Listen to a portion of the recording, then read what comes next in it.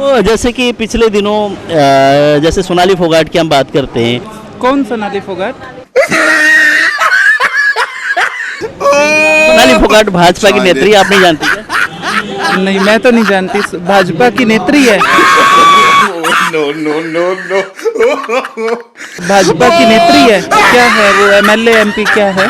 वो एक नेता हैं और टिकटॉक स्टार थे, पिछले दिनों चुनाव भी लड़े थे आदमपुर से। वो टिकटॉक में चलाती नहीं, बच्चे चलाते हैं हमारे घर में टिकटॉक, तो वो जानते होंगे। नमस्कार, मैं रमेश शर्मा, आप देख रहे हैं आरएचएन एक्सप्रेस। इस वक्त हम लोग हैं माहिए टोल प्लाजा में और मेरे साथ है अन्नू सूरा।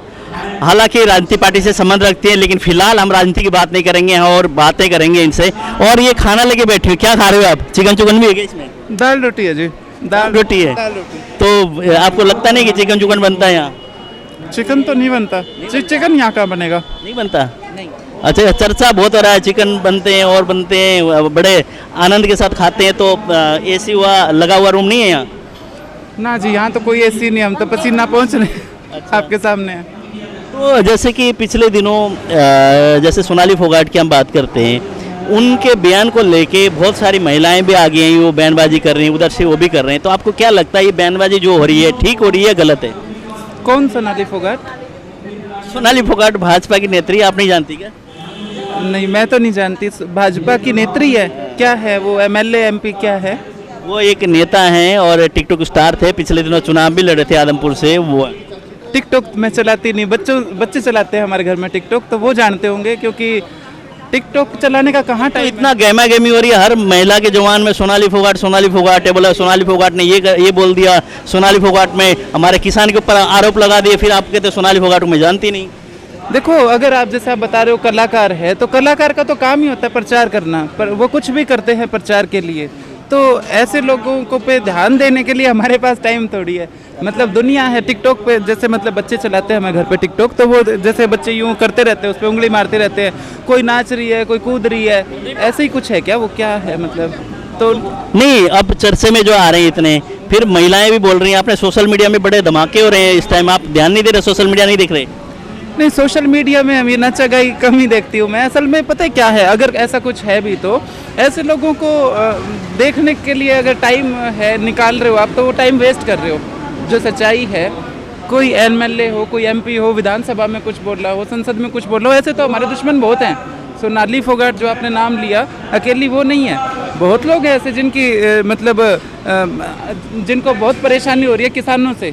ऐसे हैं 8-10-15% लोग, तो उन्हीं में से एक कोई अगर है टिकटॉक चलाने वाली, तो हमारे लिए वो कोई मायने नहीं रखती। चलो, टिकटॉक स्टार सोनाली फोगाट को नहीं जानती अनुसरा, हम बात करेंगे राजनीति की। अब राजनीति में जैसे किसान की हम बात करें, शुरुआत में किसानों ने कहा जो भी नेता अपने पद से इस्तीफा दे के किसान के मंच में आए, बोलने के लिए माइक दे देंगे। अभय सिंह चौटाला ने इस्तीफा दे दिया, उसके बाद ओम प्रकाश चौटाला जेल से रिहा हुए, उसके बाद किसान के बीच के खटखट टोल प्लाजा में चौधरी ओम प्रकाश चौटाला को माइक नहीं दिया गया। क्या मानते हैं? देखो, वो वहाँ की टोल कमेटी का निर्णय बताया जा रहा है, तो देखो मेरा जो निजी तौर पे मानना है, मैं वो टोल कमेटियों का सम्मान करती हूँ। वो टोल कमेटी आपस में डिसाइड करे कि उन्हें ये ठीक किया या गलत किया। हालांकि वहाँ पे बहुत तरह की बातें चल रही हैं, तो इस बारे में बोल के आंदोलन, मैं कोई भी ऐसी चीज़ नहीं बोलना चाहूँगी कि जिससे आंदोलन को नुकसान हो जाए। मेरे को भी कहा गया था कुछ टाइम पहले कि अन्नू जी, आप राजनीति से जुड़े हुए, तो आप कमेटी में मत रहो, तो मैंने स्वीकार किया। अब मैंने ये भी कहा कि कोई बात नहीं, कमेटी में आप और लोगों को जोड़ लो। धन्यवाद। तो कमेटी में आप और लोगों को जोड़ लो, हम वैसे आते रहेंगे। तो मैं पानी पी लो आप।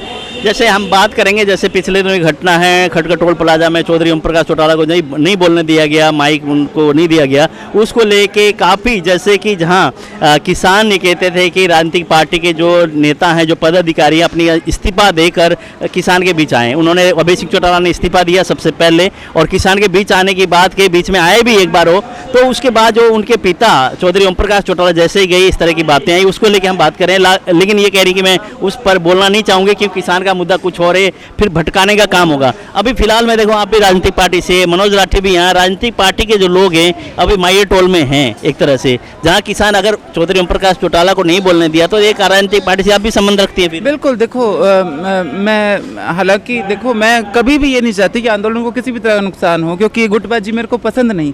मैं चौधरी वास टोल पे शुरू से बैठ रही हूँ। वहाँ किरण चौधरी आई एक दिन, हमने माइक भी दिया, जबकि वो पता था कांग्रेस से हैं। अभी रणधीर पनियार आते थे शुरू में, कांग्रेस पार्टी से इलेक्शन लड़ा उन्होंने, लेकिन हमेशा उनको माइक दिया गया, कोई समस्या नहीं। अरे हमें तो लोग चाहिए, समर्थन चाहिए, किसान हैं हम।